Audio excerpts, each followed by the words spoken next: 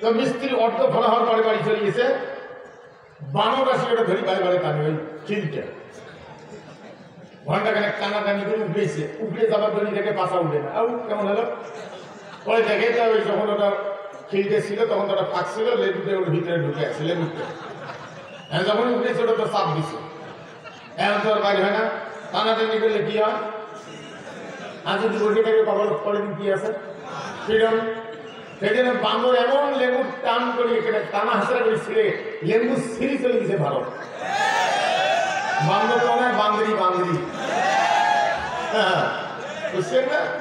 এই যে দুনিয়া মুসলমান হিন্দু বা অন্য ধর্মের লোক মুসলমানের বাড়িতে আশ্রয় নেবে, সেটা হচ্ছে মুসলমান আশ্রয় নিছে অন্য ধর্মের লোকের বাড়ি।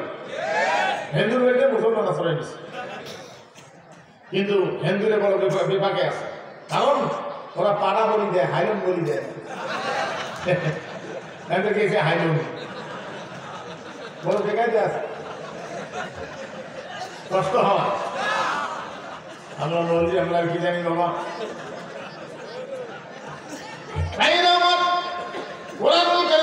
করতে হয় বুঝিয়ে, না বুঝিয়ে পড়বে ফতোয়া দিচ্ছি না, না বুঝিয়ে পড়তে পড়তে আল্লাহর আইন কোনটা মানুষের আইন কোনটা মুসলমান গেছে ভুলে শেষ পর্যন্ত নিজে কোরআনের বিরুদ্ধে দাঁড়ায়, লাঠি দিয়ে লড়াই করে। এত বড় নোংরামি নিজেও বোঝে না। এই জন্য নবী রাসূলগণ যখন প্রথম প্রকাশ পাইছে, যখন কোন নবী কলেমার দাওয়াত দেন, সর্বপ্রথম যাবে শাসক গোষ্ঠীরা। শাসক গোষ্ঠীদের টের পায় লোকটা কি বলতেছে, কি বলতে চায় লোকটা। যখন দাওয়াত দেয় লা ইলাহা ইল্লাল্লাহ, শাসক গোষ্ঠীরা বুঝতে পারে। এই জন্য ইব্রাহিম আলাইহিস সালাম যখন দাওয়াত দিল, কলেমার দাওয়াত দিয়ে ধাক্কা লাগলো কার গদিত? নমরুদের গদিত। মুসা আলাইহিস সালামের কলেমার দাওয়াত দিয়ে ধাক্কা লাগলো কার গদিত? আল্লাহ নবী কলেমার দাওয়াত দিল, ধাক্কা লাগলো কার গদিত? আবু জাহেলের গদিত। এখন কলেমার জিকির করি, তারপরে কলেমার দাওয়াত দিয়ে ঘুরি, নিজেই বুঝি না। কলেমার আইনের ঘোর বিরোধী সেই লোক আবার কলেমার দাওয়াত দিয়ে যায়, বাড়ি সারি যায় কলেমার দাওয়াত দিলেন, আবার কলেমার আইনের ঘোর বিরোধী। এমন নাই? বকি বুঝছে কলেমা? সম্মানিত ভাইগণ, কলেমা হলো রাজপথের স্লোগান, লা ইলাহা ইল্লাল্লাহ, কারণ আইন মানি না আল্লাহ ছাড়া। এই কলেমার দাওয়াত শোনা মাত্র তারা খেপে যায়। কত নবীকে তারা শহীদ করে দিয়েছে, বিদায় করে দিয়েছে, দেশ থেকে বাইর করে দিয়েছে। এই জন্য শুআয়ব আলাইহিস সালামের জাতিরা শুআয়ব আলাইহিস সালামকে বলছিল, ওয়ালাল মালাউল্লাযীনা ইসতাকবারু মিন কাওমিহি লানুখরিজান্নাকা ইয়া শুআয়বু ওয়াল্লাযীনা আমানু মা'আকা মিন ক্বরিয়াতিনা আও লাতাউদুন্না ফী মিল্লাতিনা ক্বালা আওয়ালাউ কুন্না কারিহিন। যে শুআয়ব যে দাওয়াত দিচ্ছে, এই দাওয়াত যদি বন্ধ না করো, তোমাকে দেশ থেকে বের করে দেবে। নাগরিকত্বের চাবিকাঠি কার কাছে? আল্লাহর কাছে। আল্লাহ কাঠি দেয় সরকারের কাছে। কার কাছে? সরকারের কাছে। এই জন্য কলেমার চেকিং করা কত ব্যক্তি আছে, কলেমার দাওয়াত দেয় কত আছে, কারণ নাগরিকত্বের উপরে আঘাত আসলো না। একজন ব্যক্তি কলেমার ডাক দেওয়ার কারণে, ইসলামের দাওয়াত দেওয়ার কারণে তার নাগরিকত্বের উপরে আঘাত আসছিল। কোন লোকটা?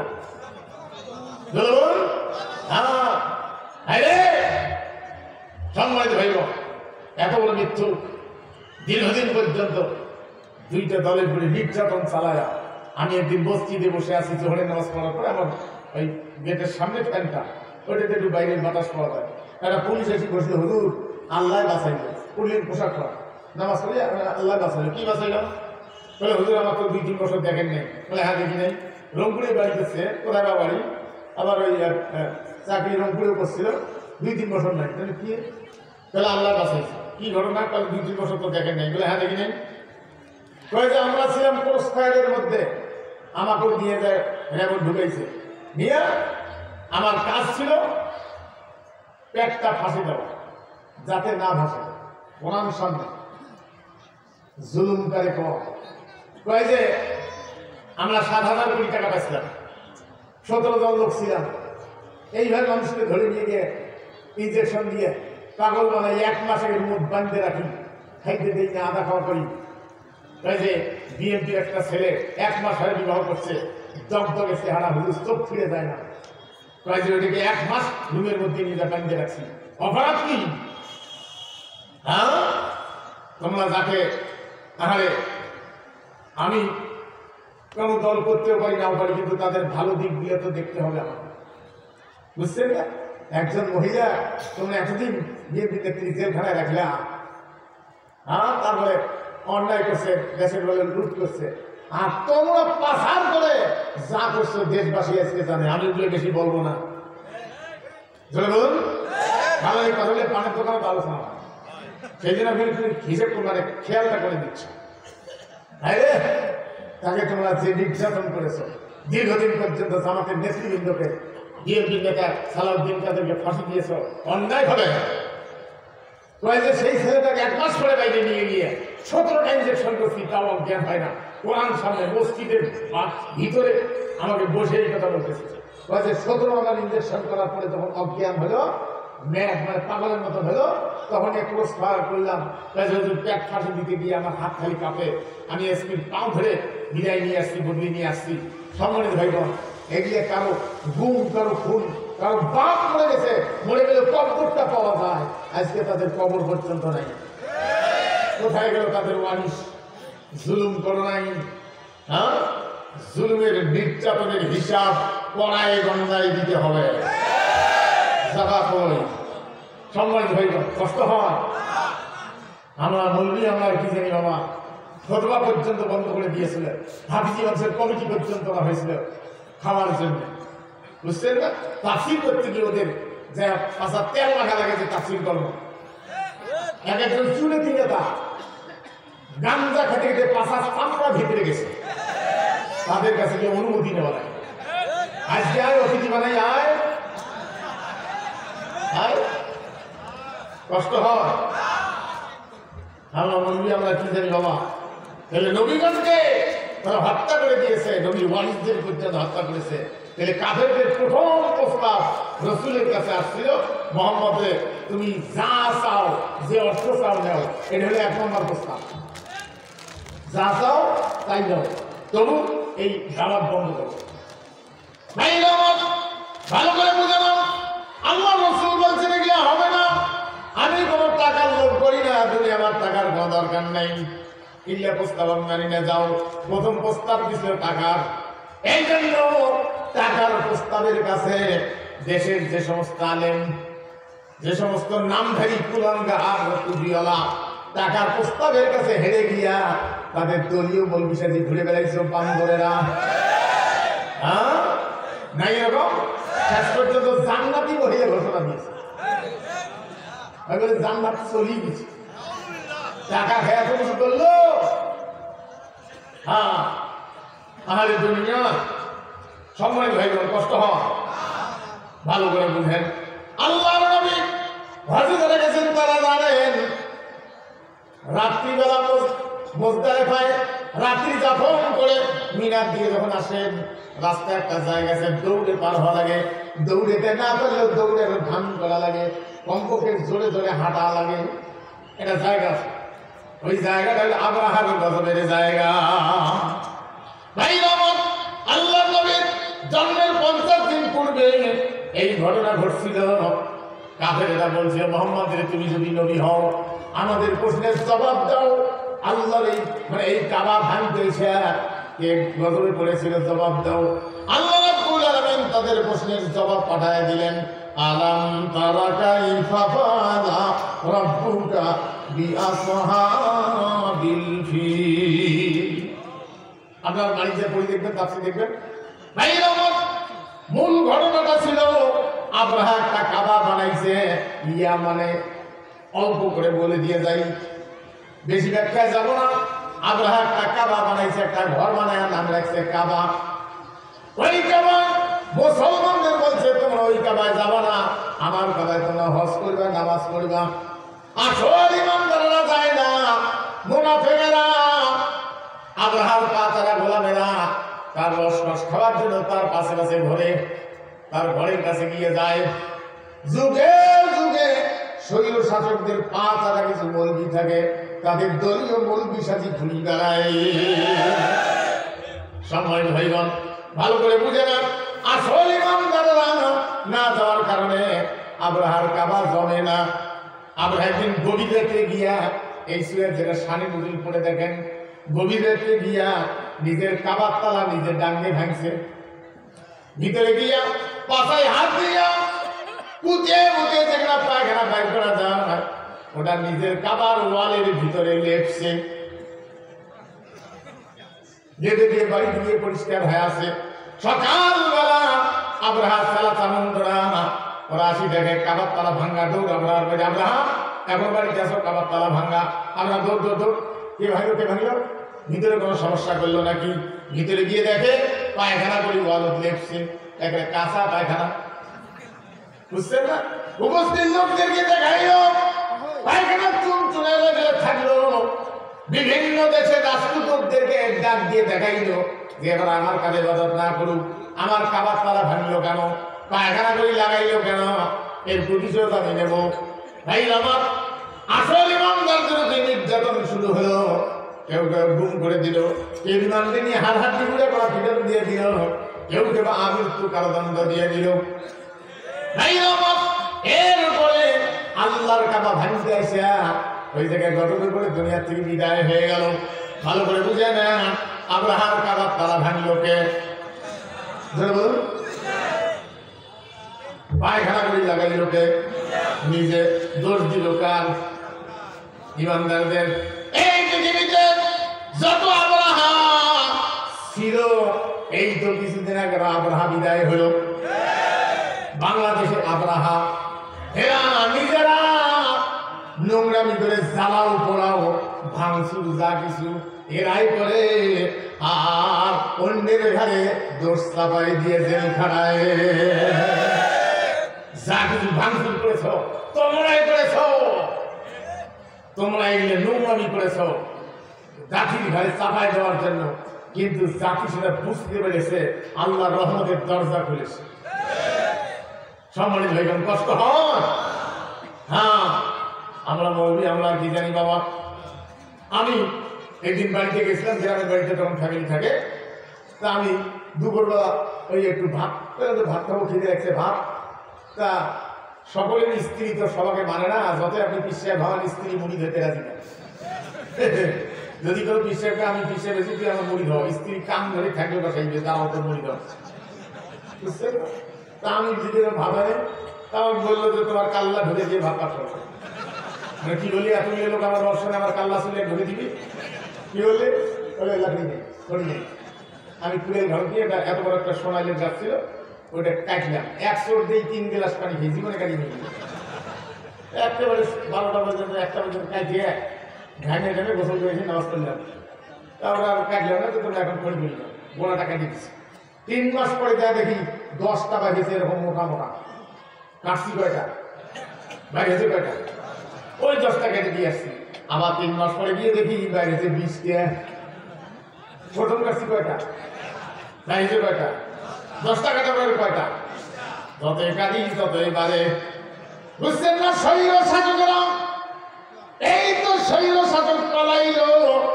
এরা চিন্তা করেছে 2-1 আলেম মারিয়া, 2-1 বিএনপি নেতা মারিয়ে এই জামাত বিএনপি খুশি দমন করা যাবে। কোনোদিনে না। একজন মারার কারণে হাজার হাজার রক্তের ফোঁটায় ফোঁটায় গাজাইছে। কষ্ট হয়? হ্যাঁ, একজন মারছে, তার রক্তের ফোঁটা ফোঁটা হাজার হাজার গাজাইছে। এখন সম্মানিত ভাইগণ, এই জন্য কোরআন কারীম পড়তে এবং বুঝতে হয়। আল্লাহ রসুলকে বললাম কত টাকা লাগে নাও। আল্লাহ রসুল বলছেন যে আমার এত টাকা লাগবে না, গিয়ে ধরে যাও। আমি কোনো টাকার জন্য কাজ করি না। এই কারণে আরো একটা জিনিস বলে দিয়ে যাই, প্রত্যেক নবী হলো রাজনীতিবিদ, প্রত্যেক নবী কৃষি বিজ্ঞানী, প্রত্যেক নবী অর্থনীতিবিদ, প্রত্যেক নবী ডাক্তার, প্রত্যেক নবী ইঞ্জিনিয়ার, প্রত্যেক নবী অর্থনীতিবিদ, রাষ্ট্রবিজ্ঞানী। তাই আমরা নবীদের জীবন শুধু গ্রহণ করেছি নামাজ, রোজা, টুপি-দাড়ি, বিবাহ, জানাজায়, রাষ্ট্রীয় জীবনে গ্রহণ করি নাই। আল্লাহর নবী অর্থনীতিবিদ ছিলেন, তিনি একজন বিচারক ছিলেন, রাষ্ট্রনায়ক ছিলেন। যে আরববাসীরা খাইতে পারত না, মরুভূমিতে বকরি চলায়া বকরির দুধ দহন করে জীবন বাঁচাইত। শেষ পর্যন্ত তার নেতৃত্বে এমন অর্থনৈতিক পুনর্বাসন হলো, যাকাত নেওয়ার লোক ছিল না। সম্মানিত ভাইগণ, আজকে মুসলমান 50 বছর বয়স, 60 বছর বয়স, আজকে যদি কোনো নামাজি বলা যায় যে আপনি তো বিশাল একজন ভালো মানুষ, নামাজ পড়ে 30 বছর থেকে, বেশ আল্লাহ দিলে আপনার মান মর্যাদা আছে, তা মোহাম্মদ সাল্লাল্লাহু আলাইহি ওয়াসাল্লামের অর্থনীতিগুলো একটু বলেন তো। যাকাত ভিত্তিক অর্থনীতি, সুদ ভিত্তিক অর্থনীতি বলতে পারবে, যাকাত ভিত্তিক অর্থনীতি বলতে পারবে না, এরকম অধিকাংশ মুসলমান। বুঝছেন না? হজ করছে, এখনো সুদের অর্থনীতির উপরে বলতে পারে, মোহাম্মদ সাল্লাল্লাহু আলাইহি ওয়াসাল্লামের অর্থনীতির উপরে বলতে পারে না। অনেক সুদের সুদ ছাড়তে পারে না, সুদের যে মারাত্মক গোড়া এটা ছাড়তে পারে না।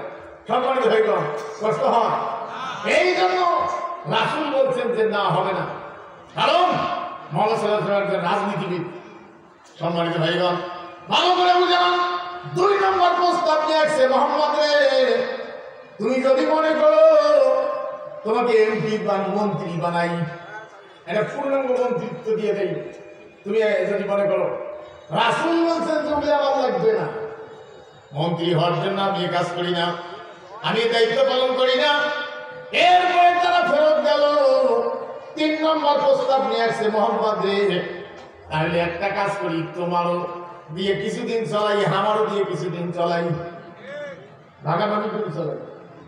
এখন বারবার আসার কারণে রাসূল বলছেন তোমরা যা যে আদর্শের রাজনীতি করো সেটা তোমাদের বানানো, আর আমি যে আদর্শের রাজনীতি করি এটা আমার বানানো নয়, এটা হলো আরেকজনের দেওয়া। কাজে অপেক্ষা করো, তার পক্ষ থেকে কি জবাব আসে আমি তোমাদের বলে দিব। আল্লাহর পক্ষ থেকে সূরা নাযিল হলো, কুলিয়া আইয়ুহাল কাফিরুন লা আ'বুদু মা তা'বুদুন। কুলিয়া আইয়ুহাল কাফিরুন, হে কাফেররা শোনো, তোমরা শুনে নাও, লা আ'বুদু মা তা'বুদুন, আমি যার দাসত্ব করি তোমরা তার দাসত্ব করো না। আমি যে আদর্শের পানি করি তোমরা সে আদর্শের পানি করো না। এই যে তারা ঘুরে ফেরা শেষ পর্যন্ত বলছে লাকুম দীনুকুম ওয়ালিয়া দীন, যাও তোমাদের আদর্শ নিয়ে তোমরা থাকো, আমার আদর্শ নিয়ে আমি আসি। দেখা হবে ময়দানে, কাঠটা জনগণ গ্রহণ করে। সম্মানিত ভাইগণ, কষ্ট হয়। হ্যাঁ, জনগণ গ্রহণ করে না বলে ভয় ধরেছে। কোন লোক নিয়ত করেছে ফজরের নামাজে উযু দিয়ে 8টার সময় সেন্টার খুললে ভোট দিবে, 8টার সময় যায় দেখে ওর ভোটটা কেবল তাহাজ্জুদ করে দিয়ে গেছে। কি সুন্দর ভোট হয়েছে। কষ্ট হয় ভাইগণ, এই জন্য কোরআনুল কারীম পড়তে হয় এবং বুঝতে হয়। আর স্বৈর শাসক আবু জেহেল ইসলাম কবুল করার কারণে আম্মার ইয়াসের এই স্বৈর শাসক আবু জেহেল দুইটা ঘোড়ার মধ্যে বেঁধে দিয়েছে, 2টে ঘোড়া 2 পাশে দাঁড় করাইছে। বলছে আম্মার ইয়াসের শোনো, কি হবে তুমি তো বুঝতেছ, যদি মনে করো এই মুহাম্মদের আদর্শ বাদ দাও, পা খুলে দেই। আম্মার ইয়াসের বলছে আবু জেহেল রে, ইসলাম কবুল করেছি, জীবনের বিনিময় ছাড়তে পারি না, যা হবে সেটা আমি বুঝতেছি। আবু জেহেল শোনার পরে 2টা ঘোড়া, 2টা উটনা ঘোড়া, 2 তাড়া করেছে, সঙ্গে সঙ্গে 2 টুকরা শহীদ হয়ে গেছে। ভাই আমার ভালো করে বুঝে না, এই জন্য কোরআনুল কারীম পড়তে হয় এবং বুঝতে হয়। আল্লাহ রাব্বুল আলামিন জানায় দিয়েছেন মুমিন যারা হবে তাদের গুণ হবে 5টা। কয়টা গুণ হবে? 5টা। জালিকাল কিতাবু লা রাইবা ফি, এই সেই কিতাব লা রাইবা ফি, কোনো প্রকার সন্দেহ নাই। কিসের সন্দেহ নাই? এই কোরআন যদি তোমরা মানো, অর্থনীতি বিচার নীতিতে কোন মানুষ জীবনে না খায়া মরবে না। আল্লাহ পাক বলছেন মুমিন যারা হবে তাদের গুণ হবে 5টা। 1 নম্বর হলো আল্লাযী ইউমিনুনা বিল গায়ব, গায়বের উপরে বিশ্বাস, আল্লাহকে না দেখে বিশ্বাস করতে হবে। সম্মানিত ভাইগণ, গায়বের উপরেও যদি কোনো মানুষের বিশ্বাস থাকে, সে লোকটাকে মিথ্যা কথা বলতে পারে, হারাম খাইতে পারে, হ্যাঁ, অন্যের হক রাখতে পারে, হ্যাঁ। সম্মানিত ভাইরা, আল্লাহ রাব্বুল আলামিন জানাই দিয়েছেন গায়বের উপরে বিশ্বাস। তাদের বিশ্বাস ছিল নবীজির সোনার গলা মানুষ। আল্লাহ নবী বলছেন আমার পরে যদি নবী হতো তাহলে উমর হতো। সম্মানিত ভাইয়েরা, এই জন্য কবি বলছেন ইসলাম সে তো পরশ মানিক তারে কে পেয়েছে খুঁজি, পরশে তাহার সোনা হলো যারা তাদেরই মোরা বুঝি।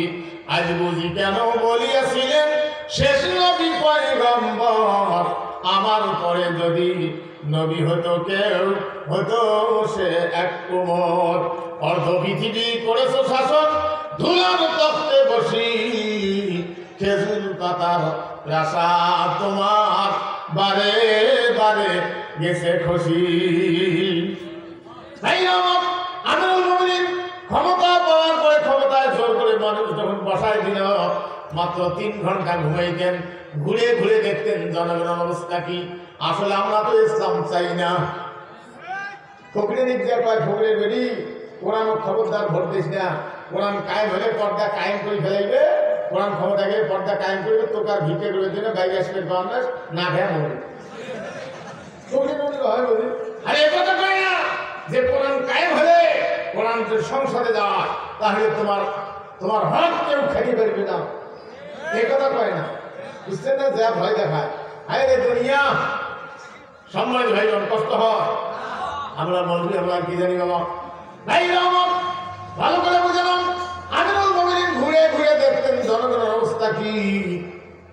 ঘটনাটা ছিল মদিনা তার শাসনে নিয়েছিল 12.5 লক্ষ বর্গ মাইল, এর বাইরে মুসলমানদের সাথে জিহাদ হচ্ছে। একজন কামলাদা মানুষ দিন আনা দিন খাওয়া বলছি স্ত্রী রে জিহাদের ময়দানে না গেলে ইমান হারা হয়ে যাব, জিহাদের ময়দানে যাচ্ছি, আমি এমন কোনো জিনিস রেখে যেতে পারলাম না যেটা নিয়ে তোমরা চলাফেরা করবে, আমার বাচ্চাদের নিয়ে চলবে। স্ত্রীরে মাফ করে দিও, আমার শহীদের খবরটা যদি শোনো, আমার বাচ্চাদের নিয়ে মদিনার এই জায়গা থাকবে না, মদিনার মধ্যে পাড়ি জমাইবা, সেখানে কোরআন সুন্নাহর আইন আছে, আমিরুল মুমিনিন ক্ষমতা আছে, সেখানে গেলে না খায়া মরবা না, বাচ্চাদের কষ্ট হবে না।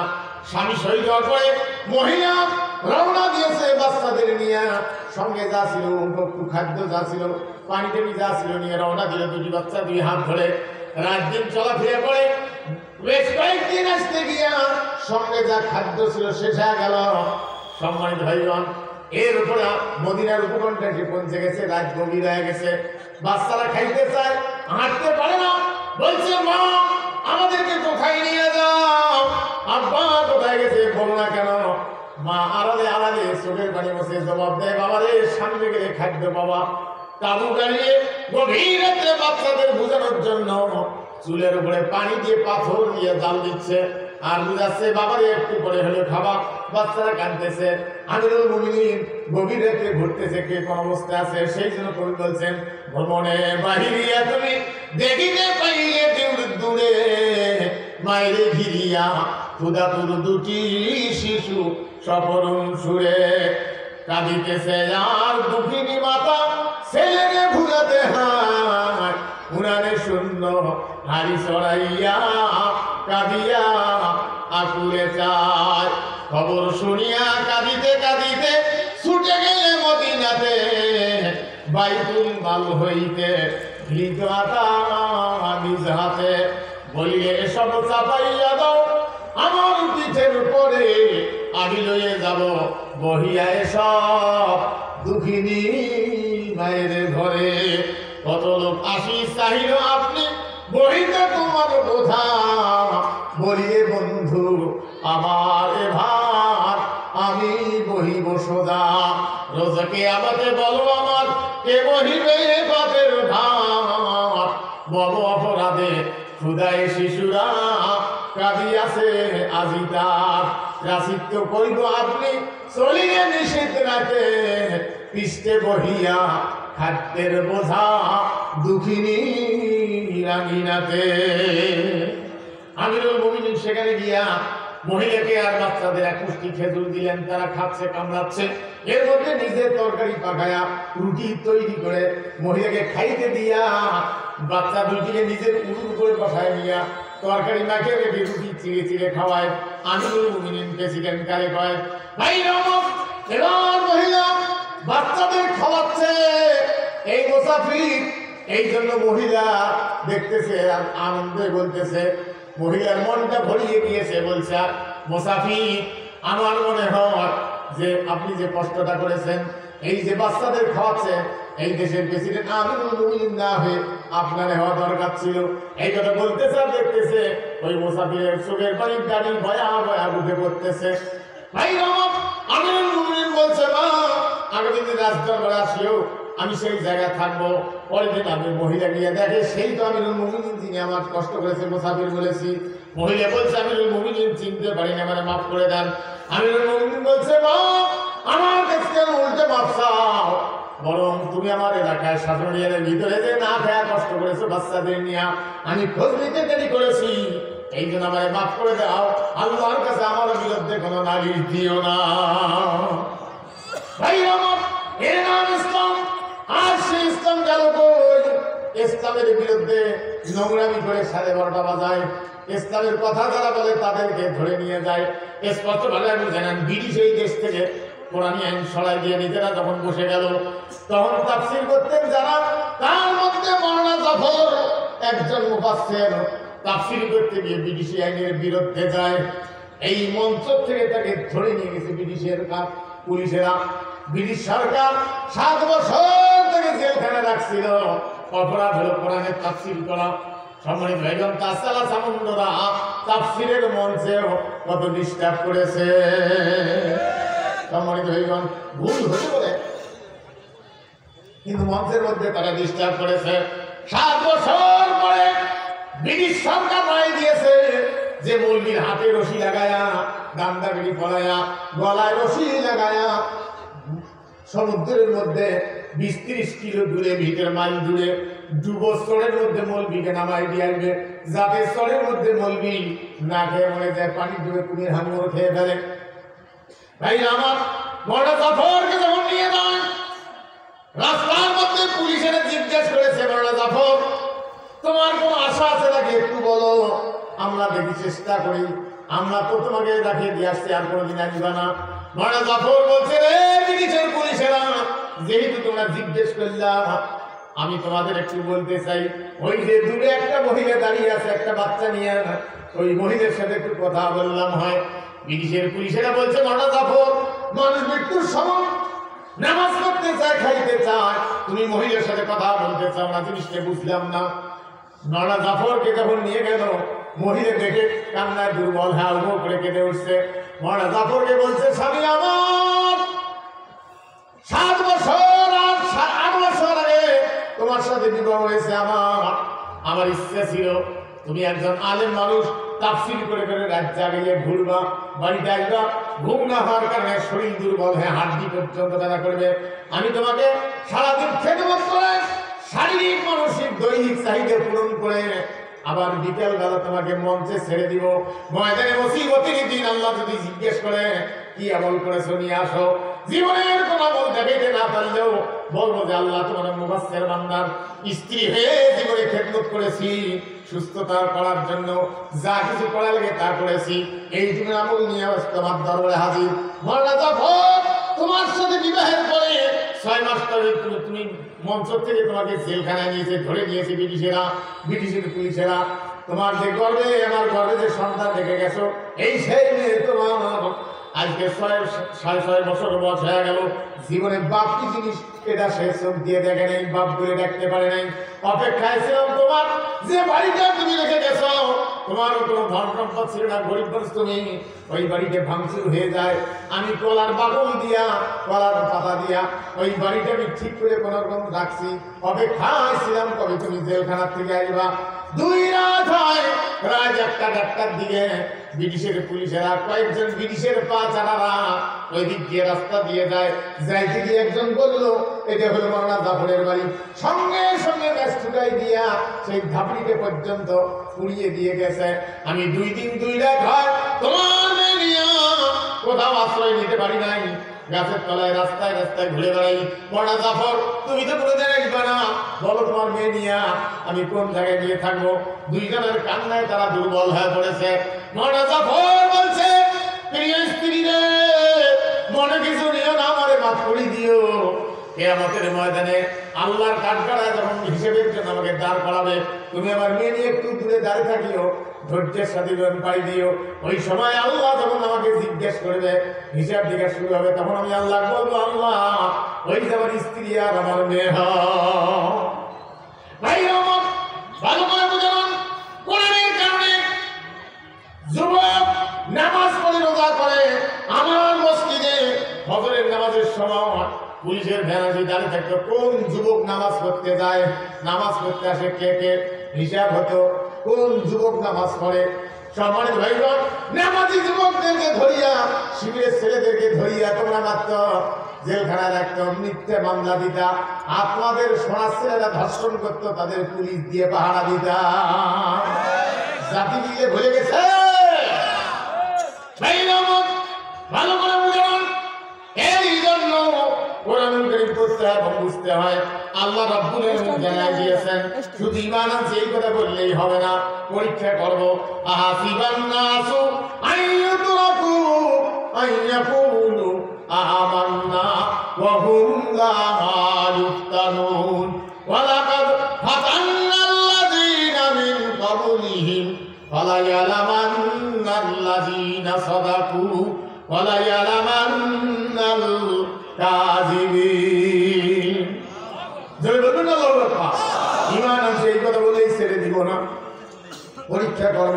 তোমাদের পূর্বে যারা ছিল তাদেরকেও পরীক্ষা করেছি, আমি আল্লাহ ভাগ করে দিতে চাই কারা সত্যবাদী কারা মিথ্যাবাদী।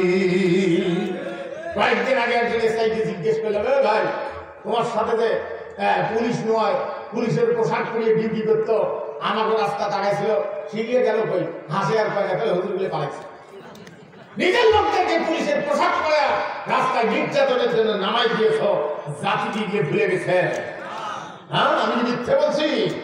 হ্যাঁ, আমি একদিন পঞ্চগড় থেকে মাহফিল থেকে পাগলাপি পার হলাম, রাস্তায় গাড়ি ছাড় দিল, আমি কম্বল গায়ে কঠিন কুয়াশা একটু ঝিমাচ্ছি, ড্রাইভার হুজুর গাড়ি খাওয়া গেছে, কে খাওয়া গেল না? তাহলে পুলিশ, তারপরে কি যায় কাগজ দেখাও, কাগজ দেখলো, তারপর কে গাড়ি, তাহলে হুজুর আছে, কোন হুজুর? তাহলে জানলা গ্লাস নামাই দিয়ে দেখি হ্যাঁ ফুটপাতের ভব করেছে আমার পুলিশের পোশাক পরে ডিউটি, ও জিজ্ঞেস করে বা কি কোন দিন পুলিশ হলু, যেই এই কথা তুই ভাব দিয়ে বসে যে ড্রাইভার পাবে হুজুর তোমার সিঁড়ি হয়েছে, তা এখন কি হয় হোক 200 টাকা নিয়ে হুজুরের কাজ করে 200 টাকা চায় চা খাবে। কি বদের বদ, পুলিশের পোশাক পরে রাখতে বাড়িতে হানা দিয়েছ। হ্যাঁ, দীর্ঘদিন পর্যন্ত মানুষের বাড়িতে রাত যাপন করে নিজের বাড়ি স্ত্রীর কাছে ঘুমাইতে পারি নাই, অনেক আলেম পারেন নাই। হ্যাঁ, সম্মানিত ভাইগণ, শেষে যখন আমি জানলো আরো ভয় ধরলো, শেষ পর্যন্ত কার বাড়িতে গিয়ে থাকি সেও বিপদে পড়ে নাকি, চেয়ার নিয়ে এসে নামাজ পড়িয়া জঙ্গলে গিয়ে বসে থাকি, শেষ পর্যন্ত মশা গাই শোধ পাই। হাসেন আপনারা? হ্যাঁ, আমার ছোট স্ত্রী অর্থাৎ আমার বড় স্ত্রী ক্যান্সার, শুনলে তো ঘিনে মনে করেন যে বা 2টা স্ত্রীকে ছেড়ে, হ্যাঁ ওই তো আরো ভেজালি কথা, বুঝছেন না? হ্যাঁ হ্যাঁ, আরো একটা বলছি 3টে। হ্যাঁ, তার কারণ হলো প্রথম বিবাহ করা লাগে নিজের জন্য, আর পরের বিবাহ করা লাগে অন্যের জন্য। অন্যের ছেলে মানুষ করার জন্য একটা ভিডিও মহিলা বিবাহ করে সেই বাচ্চাটাকে ক্লাস 5 থেকে বিএসসি ইঞ্জিনিয়ার বানাইছে। অহংকারের জন্য বলবো না, মেয়েটাকে কম্পিউটার ইঞ্জিনিয়ার বানাইছে নিজের টাকা দিয়ে, নিজের ছেলেরও পয়সা দিচ্ছে, ওদেরকেও দিছি, তাই হিংসে ছিল না তাদের। যা হোক কিছু করিয়ে সেটা বলা যায় না, আমি আপনাদের বোঝার জন্য বললাম। 3 নম্বর স্ত্রী এমন বলছে, যখন বাড়ির থেকে বাড়ি না এই আমি আমার পরে জঙ্গলে গিয়ে চেয়ার নিয়ে ঘুমাই, মানে বলছে থাকি তোমার যদি এত সমস্যাটা আমার কেন বিয়ে করে যাবে, শুনে কোনো জবাব দিতে পারি না, কষ্ট হয়। সম্মানিত ভাইগণ, আমি একদিন মাহফিলে দোয়া করলাম, সভাপতি সবাই চলে যাচ্ছে, সভাপতি উঠতে ধরে বসলো, উঠতে ধরে বসলো না উঠে বসেছিল, লোকটা উঠে দেখা কর্তৃপক্ষ আসির কাছে আসা উঠেন, সবাই চলে যাচ্ছে, যাই তা কিছু পায় না, মুখটা যেন কেমন মলিন হয়ে গেল। তার মানে সভাপতি সাহেব যে চেয়ারটা দিচ্ছে, সেই চেয়ারটা ছিল প্লাস্টিকের, মাছ দিয়েছিল ফাটা, যখনই বসছিল ওটা তো ফাঁক হয়েছে, ওই তো জায়গা মতো উঠছে, উঠতেছিল তো চিনতে ধরতে এত উঠে, বুঝছেন না? হ্যাঁ হ্যাঁ, তখন 2-3 জনের নিচে ফাঁক করে ধরি, আমি দেখতেছি, তখন সে সভাপতি নামে কেউ কি এমনি নামে নামাইতে হয়? তোমার বসতে উঠতে চাও না, নামাইতে যাবো না, কষ্ট হয়। সম্মানিত ভাইরা, আমরা বলবি আমরা কি জানি বাবা, বাইরে দুনিয়া ভালো করে বুঝে না। এই জন্য কোরআনুল কারীম পড়তে হয় এবং বুঝতে হয়। আমি ছোটবেলায় একদিন আব্বা দোলাবাড়িতে গেছে, কিছুক্ষণ ছিল, তো আমি দোলাবাড়িতে বেড়াইতে গেছি। আসতে গিয়ে দেখি অল্প একটু জায়গার মধ্যে পানি, সম্পূর্ণ জমি শুকিয়ে গেছে, কেবল কোদাল দিয়ে মাটি কেটে মালি লাগছে। তো ওই পানির মধ্যে মাগুরের বাচ্চাকে ভর্তি হয়ে আছে, সম্পূর্ণ জমি থেকে এসে মাগুরের বাচ্চাকে ভর্তি, বাড়িতে ফলাই নিয়ে এসে এক লাখ না করে মাগুরের বাচ্চা আউট করলো, মানে পানি আউট করে মাগুরের বাচ্চা ধরে বাড়ি নিয়ে গেলাম। যে মা পাকুড়ি দিয়ে খাবো, কি ছোটা মানুষ, আমি আনন্দে তুলে মাগুর যেই নিয়ে যে দিয়েছি মাগুরের চককে ফেলে দিয়ে গেল, থাপ্পড় দিয়ে খাই দিলে দেখি কি এনে বাড়ি। আমার তো রাগ দিয়ে গেল, বাপ মারলে তখন বন্ধ থাকে, কি জানি বাপকে কিছু বললে বাপ ধরে আবার উল্টে বসে আসার দিবে। কিন্তু মা মারলে বাচ্চা একটু দৌড়ে গিয়ে মা যেখানে ধরতে পারে না সেখানে মা উল্টে হেদায়তি দেন দেয়।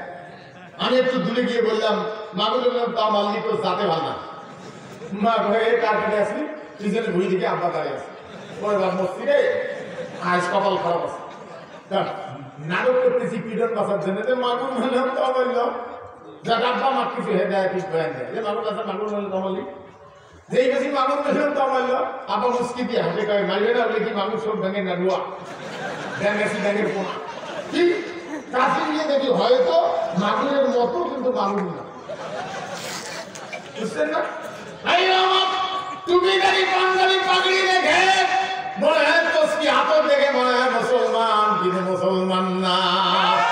এগুলো হলো মাগুরের মতো, আর এগুলো হলো মুসলমানের মতো। হজ করতে গিয়া তসবি নিয়া মাথা পট্টি বেঁধে আইছ, আর রাস্তায় আসিয়ে ওটা ফেলাই দিয়ে সে দূর মাখিয়েছ। হ্যাঁ, এই যে মুসলমান, এগুলা ভুল বুঝলেন না। কোন মুসলিম কোরআন ক্ষমতা আসলে অমুসলিমদের ধর্মীয় কাজ করার কোন বাধা নাই। তাদের বিবাহ, তাদের ইবাদতের যে বিষয়গুলি, তাদের ধর্মীয় বিষয়গুলি তারা করতে পারবে, কিন্তু কোরআনের কিছু আইন তাদের মানতে হবে। দেখেন, কোরআন শুধু মুসলমানদের জন্য আসে না। একজন এই আইন যদি আজকে থাকতো, চোর ধরা পেলে হাত কাটি দাও, কি কাটি দাও?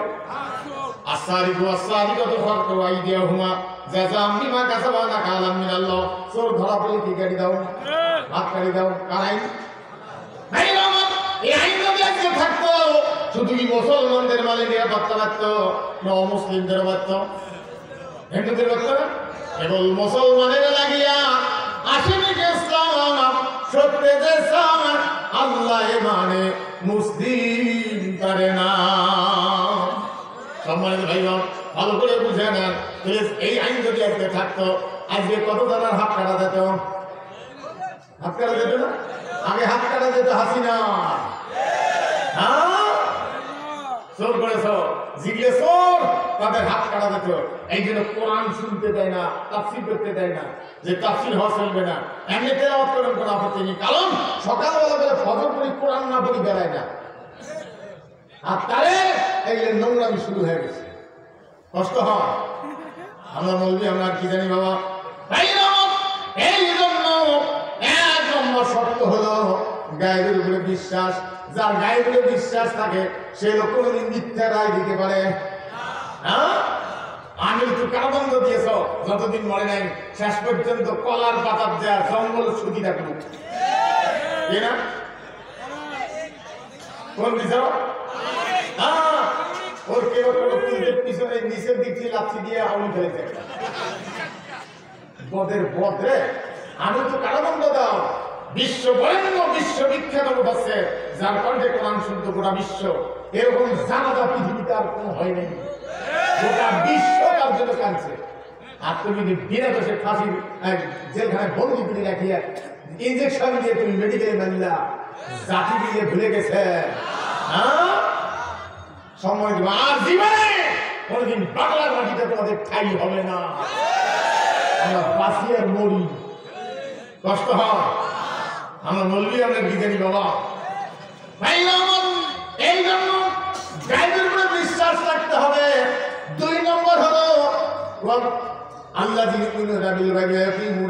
নামাজ থাকতে হবে। বলেন তো নামাজ আমাদের জন্য কি? গরজ। নামাজ আমাদের জন্য গরজ কি? ফরজ। গরজ আল্লাহর আইনে ফরজ, দেশের আইনে গরজ। সৌদি আরবে আল্লাহর আইনে ফরজ, দেশের আইনেও ফরজ। আমাদের এখানে আল্লাহর আইনে ফরজ, দেশের আইনে গরজ। এই জন্য অনেক মসজিদের কমিটি আছে 5 ওয়াক্ত নামাজ পড়ে না। মাঝে মাঝে জুমার নামাজ পড়বে যায়, জুমার নামাজ পড়বে যায়, কটুকের বসে এমন জামিয়া করে বসে ঘনে ঘনে চেপড়াই বসে, বুঝছেন না? হ্যাঁ হ্যাঁ, মুয়াজ্জিনের বেতন দেয় 5,000 টাকা, 3,000 টাকা, 4,000 টাকা। যে যুগে 500 টাকার নিচে লেবার পাওয়া যায় না, আর সেই যুগে মুয়াজ্জিনের বেতন দেয় 3,000 টাকা, 4,000 টাকা। কমপক্ষে 15,000 টাকার নিচে মুয়াজ্জিনের বেতন দিয়ে ওই মসজিদের কমিটি এবং মুক্তাদিদেরকে আখিরাতের ময়দানে জালেমদের কাতারে দাঁড়ায় হিসাব দিতে হবে। মজুরি দেয় না, বুঝছেন না? আপনি ভাবিয়ে না যে কাজটা এত সহজ না। 5 ওয়াক্ত নামাজ এক মসজিদে পড়বে ধরে দেখেন, 1 মাস পড়বে ধরে দেখেন, না হলে 2 লক্ষ ফেল হবে। আর যে লোকটা ফজরের নামাজে একটা লোক নাই, 81 আযান দেয়, তার বেতন বলে দেয়। আপনি তো তার দায়িত্ব দিয়েছেন, ভাইরে আমি ঘুমাচ্ছি, বেলা রাত বাজে 2টা, আমার টাইম মতো একটু ডাকে দিও। ঠিক ফজরের 4:30 5টা বাজে, ভাইরে আব্দুল রহমান আসসালাতু খায়রুম মিনান নাওম, ভাইরে ভাইরে তোমার ডাকে দেওয়ার জন্য লোকটা এনতে দাও। আর সেই লোকটার পেটের দিকে না দেখিয়ে মসজিদ কমিটি একদিন কয়, হুজুর 14 লাখ টাকা ব্যাংক জমা আছে মসজিদের ক্যাশ, আর মুয়াজ্জিন বেতন কত জিজ্ঞেস করলেন, বলে 3,000 টাকা। না গাধা কোন টাকা, তোর মসজিদের ক্যাশ জমায় লাভ কি? আমাকে একদিন এক লোক জিজ্ঞেস করতে আসছে, হুজুর আমার মসজিদের মুয়াজ্জিনের পিছনে নামাজ পড়া যাবে কিনা, এটা শোনার জন্য আসছি। আমি বলি পিছনে না পড়েন, সামনে পড়েন। পিছনে বলবেন বলে হুজুর শোনার জন্য আসছি। বলেন কি হল ঘটনা? তাহলে আমার মসজিদের মুয়াজ্জিন মসজিদের সিমেন্টের বস্তা বেঁচে গেছে, তোর বছর নামাজ পড়া যাবে কিনা? আমি বললাম বেতন কত দেন? বলে 1300 টাকা মাস। তাহলে যাবে। 1300 টাকা মাস দিয়ে সিমেন্ট বেঁচে গেছে, আমি যে ইট খুলি খাইনি, ফ্যান বেঁচে খাইনি, মাইক বেঁচে খাইনি, এটি তো ধন্য। হ্যাঁ, আমার জন্ম এলাকায় এক হাটের মধ্যে মুয়াজ্জিন ওই ভুলে হয়ে গেছে, ওটা পাল্টে আরেকটা মুয়াজ্জিন ছিল, ওটা ফের আযান দিয়ে পানির দোকান করে নামাজ পড়ে। 2-3 মাস দেখতে দেখতে কয়েকজন মুক্তাদি পিছনে ঘুরে ঘুরে মসজিদের আড়াল হয়েছিল যে আজকে আযান দিয়ে পানি দোকান যা। যখন আযান দিয়ে দেওয়া যেত ধরে বলি যে কি কিসের মুয়াজ্জিন তুই আযান দিয়ে পানি দোকান করে নামাজ পড়িস না? ও ঘুরে ঘুরে মোসাম্মেহীন বলছে 300 টাকাতে আযান আরো দিন নামাজ। হারিয়ে দুনিয়া। এই কয়েকদিন আগে আমাকে জিজ্ঞেস করতেছে, হুজুর মুয়াজ্জিনের বেতন 2-3 বার দাবি ফেলেছে, মুয়াজ্জিন মসজিদের ব্যাটারিতে সোলারের ব্যাটারিতে বেঁচে গেছে। এটা কেমন হলো না? ভালো হয়েছে। কি বদের বদ দিয়ে মুয়াজ্জিনের বেতন দিতে এদের কষ্ট হয়। একদিন মুয়াজ্জিন ছিল না, আমাকে এক সেকেন্ড বক্তা এখানে কয়, হুজুর মুয়াজ্জিন ছিল না, তো আমার কয়ে গেছে, তো আমি সভাপতি পেলাম, একটা একামত দেন। বলে এক কাতার লোক আছে, সভাপতি একামত দিতে গিয়ে হাইয়াল ছেলে যেই গেছে অর্ধেক মুক্তাদি বাড়িছে, একামত দিতে পারে না, তাই মসজিদের সভাপতি। বুঝছেন না? কষ্ট হয়। ভালো করে বুঝান, সপ্তাহের 6 দিন 6 জায়গায় নামাজ পড়তে পারবেন। রোয়া বাড়িতে নামাজ পড়তে পারবেন, ধান বাড়িতে ধান কাটতে, কিন্তু একদিন আপনাকে দুপুরে বেলা জোহরের নামাজের সময় আর কোথাও নামাজ পড়া যাবে না। এক জায়গায় গিয়ে দাঁড়ায়া নামাজ পড়তে হবে। একজন কোরআনের কথা বলবে, সেটা কোন জায়গা? মসজিদ। মসজিদে খুতবা দিবে কে? ইমাম। আমি কি ইমাম? আমি ইমাম। ইমাম মানে নেতা। অনেকে কাছে ইমামতি করে বসে যায় না, অনেক বলবি করেছে, আমিও কই যায় না, আবার আমি নেই। কেন? ইমাম মানে নেতা, আমি ইমাম না। ইমাম হলো মেম্বার, ইমাম হলো চেয়ারম্যান, ইমাম হলো ডিসি সাহেব, এসপি সাহেব, ওসি সাহেব, এমপি সাহেব, মন্ত্রী সাহেব, এসপি স্পিকার সাহেব, প্রেসিডেন্ট সাহেব, এরা হলো ইমাম। যুদ্ধের সর্বোচ্চ পোশাক পরিয়ে পূর্ব বিপাশে দাঁড়ায়া স্ট্যান্ড গার্ড অত্যাধুনিক অস্ত্র পিডিত নিয়ে খুতবা দিবে। প্রথম খুতবা হলো আইন কানুন শোনাবে, কোরআনী আইন শোনার পরে 15 মিনিট 10-15 মিনিট টাইম দিবে, যার জরুরত সারিয়া তারপরে আসে আবার দাঁড়াবে। এই যে সানি খুতবা, খুতবা প্রশ্নের উত্তর দিবে। এটা হলো ইমাম। প্রশ্নের জবাব দিতে গিয়া, উত্তর দিতে গিয়ে, প্রশ্নের উত্তর দিতে গিয়া আমি মুমিনকে জিজ্ঞেস করছি, এত বড় জামা আপনি গায়ে দিচ্ছেন, আমাদের জামা আমার দেখেছে, আপনার গোড়াল শরীর হচ্ছে, জবাব দিয়ে খুতবা দেন। শোনেননি আপনারা? হ্যাঁ। তারপরে আরেকজন মহিলা আমিরুল মুমিনিন খুতবা দিতে গিয়ে বলছিল মহিলাদের মহরণা 450 দিরহাম ধার্য করা হোক। এই কথা বলে প্রথম খুতবা শেষ করি, যেই সারি খুতবা দাঁড়িয়েছে মহিলা দাঁড়া গেছে, লাভ দিয়ে আমিরুল মুমিনিন খুতবা বন্ধ করেন। আমাদের মহরণা যা পাবো তাই নেব, এটা আল্লাহ নির্ধারণ করেনি, রাসূল করেনি, আপনি কোন অধিকারী নির্ধারণ করলেন, জবাব দেন। আমিরুল মুমিনিন বলছে আমার ভুল হয়ে গেছে, খুতবা উঠতে বললেন। একজন মহিলা, আজকে তো মসজিদের মধ্যে খুতবা শোনার জন্য মামুনদের কোনো জায়গা নাই, মসজিদ কমিটি মহিলার কোনো খুতবা শোনার জায়গা, উচিত জায়গা করেনি, খালি পুরুষের হেনা জায়গা করে গেছে। বুঝছেন না? কিয়ামতের দিন মসজিদ কমিটির বিরুদ্ধে অনেক মহিলা অভিযোগ করে বলবে যে আমাদের জন্য কোনো জায়গা রাখে না। যাদের সুযোগ আছে, আরো হাট বাজারে তো আরো রাখা দরকার, স্টেশন গণজমায়েত ছিল সেই জায়গায় রাখা দরকার।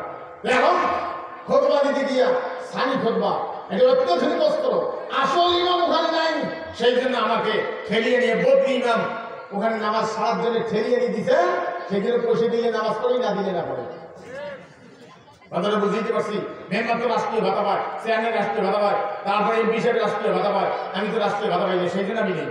আর ওদের একখানে ভাতা পাইলে গিয়ে আনবে ওদের মসজিদ থেকে, বিমন্ত্রীদের বসে যায় না, এটা হলে তারা সব আবার শুনে দিব কিনা এই না বুঝিয়ে মিলে দিয়ে ঝগড়া হবে, মিলে খারাপ করবো বসে করবো। আমার ওখানটা দুই বলবি, একবার ঝগড়া লাগছে আমার জন্ম এলাকায়, এক বলবি মিলে খারাপ পড়ে, আর এক বলবি বসে পড়ে, লাগবে ঝগড়া, এখন দুই ভাগ হয়ে গেল, কোথায় যেন মারামারি বাঁধি যায়। ওই বুদ্ধিমান লোকগুলো বাহাসের মঞ্চ বানাইছে, দুই বলবির স্টেজ দুইটা আর বিচার স্টেজ একখানে। মিলেদের বাহাসের সভাপতি আমার খারাপ প্রিয় সব হিন্দু মানুষ। আমার শুনে আফসোস লাগে, আরে আজকে যদি আমার মাহফিল না থাকতো, আমি 3 নম্বর স্টেজ সাজাইতাম, মিলে খাড়া পড়া চলবে না, বসিয়ে পড়া চলবে না, মিলাদ করতে সাবলি দেখি কে দিতি। কষ্ট হয়, আমরা বলবি আমরা কি জানি বাবা। আমার ওখানে একবার আমি বদন দিচ্ছি না, মানে হিন্দুরা ওদের ধর্মীয় মতে কালী পুজো করি চলে গেছে, কালী পুজো থেকে ধারা দিয়ে বানায় না, বাসে গেছে সোঙা করিয়া চলে গেছে, কামড়ি আছে। কিছুদিন পরে ওটা এরকম ঝোঁকে আমার শ্বশুরে গেছিল দেখতে, আমার শ্বশুর এসে গেলে 1 ঘন্টা বা আধা ঘন্টা পরে ঝুঁকি উঠে এরা বলছে মা মা মা কি হইল, একে 1-1.5 ঘন্টা 2 ঘন্টা 3-4 ঘন্টা খালি ওরকম থাকতে থাকতে একটা বেজি ভূত কুড়ি করে বাঁচতে দৌড়, তখন ছেলে বাবা ঠান্ডা হয়েছে। হাসিনার প্যাডের ভিতরে ভারতের বেজি ঢুকেছে, এই জন্য তুই নড়ছিলি, এখন ভারতের বেজি বেড়ে গেছে, তুইও ভাবছিস, কষ্ট হয়। আসল খুতবা দিবে মেম্বার, কিন্তু এমন মেম্বার বানাইছে সুরে ফাতিহা জানে না, নামাজে পড়ে না, পেশা করি দুজনের দাঙ্গি উঠি, এরা হলো মেম্বার। এরা নামাজ পড়াবে কি, নিজেরা নামাজ পড়তে জানে না। আমি কি ঠিক মতো বলতে পারছি? সামনের দিকে এমন মেম্বার বানাইতে হবে যে ব্যক্তি সাদা কোরআন হাতে নিয়ে মানুষকে বাংলা করে শুনে দিতে পারবে, এমন চেয়ারম্যান বানাইতে হবে যে ব্যক্তি সাদা কোরআন হাতে নিয়ে মানুষকে বাংলা করে শুনে দিতে পারবে, এমন লোককে এমপি বানাইতে হবে যে ব্যক্তি জামাতের উন্নতি করবে, খুতবা দিবে যে ব্যক্তি সংসদে দাঁড়িয়ে কোরআনের কথা বলবে, এমন লোককে বানাইতে হবে। কি বলেন আপনারা? আজকে সেই মেম্বার আর দুনিয়া আজকে এমন মেম্বার বানাইছে, পেশাব করিয়েও কিছু দেয় না, নামাজ তো নাই। আসলে নামাজে গিয়ে এক জায়গায় পাইছে মেম্বার প্রার্থী, কারো কাছে একটা টুপি হাওলাত করে মাথা দিয়েছে, জীবনে পশ্চিমকে আসার পরে নেই, কারো কাছে একটা টুপি হাওলাত করে মাথা দিয়া পাঞ্জাবি হাওলাত করে নিয়ে গাঁদে বলি ভেতি নামাজ পড়ে গেছে, এক জায়গায় পাইছে, ওদি সালাম ফিরেছে, সাথে লোকটা হে খারাপ লাগে, ওদি খারাপ হাসবে ভাবতে হাত দিচ্ছে, এরা সেটা কি সেটা দিচ্ছে, এরা খাও, এটা হলো মেম্বারের নামাজ। তাই সবাই এরকম তা বলবো না, সবাই এরকম তা বলবো না। এখন থেকে শুরু করে একটা মেম্বার থেকে পার্লামেন্টের মেম্বার পর্যন্ত কোরআন যেন সাদা কোরআন হাতে নিয়ে বাংলা করতে পারে এমন লোকদেরকে সেট করবেন, তাহলে কোরআনী আইন আসবে আর দেশের শান্তি প্রতিষ্ঠিত হবে। কষ্ট হয়, আগামীকাল আপনাদের আসতে হবে। আমি আর দেরি করবো আপনাদের কাছে একটু আরেকটু দাবি আছে, অতিথিবৃন্দ আছেন, এই মাদ্রাসার জন্য 200 বস্তা সিমেন্ট দিলেন আপনারা, উলুখানা মসজিদের জন্য 200 বস্তা সিমেন্ট, 200 বস্তা। অতিথিবৃন্দ আছে, উঠেন না, নগদ বাকি যেটা আছে উঠেন না, 200 বস্তা সিমেন্ট দেন, আগামীকাল আপনাদের আসতে হবে। বলেন আপনি উঠেন না, উঠেন না, মা আছে বাবা আছে কবরস্থান, এইখানে হাফিজের মাদ্রাসা, কোরআন তেলাওয়াত হয়, কে আছেন 5 বস্তা 1 বস্তা 10 বস্তা 2 বস্তা 200 বস্তা উড়েন কেন 10 মিনিট আপনাদের ধরতে ধরে না একটা লোক বলেন যে আমি 5 বস্তা দিলাম 1 বস্তা 2 বস্তা 10 বস্তা যে যেটা পারবেন বলেন 200 বস্তা দেন একটু বলেন কোন ভাই রবিউল ইসলাম ভাই 5 বস্তা 205 বস্তা গেছে 195 বস্তা 5 বস্তা রবিউল ইসলাম ভাই নারায় করবে আল্লাহ তোমার বান্দার দান কবুল করে নাও হায়াত দারাজ করে দাও এই দান রাতের জরিয়ে বানাই দিও বলেন কোন ভাই আল্লাহর রাস্তে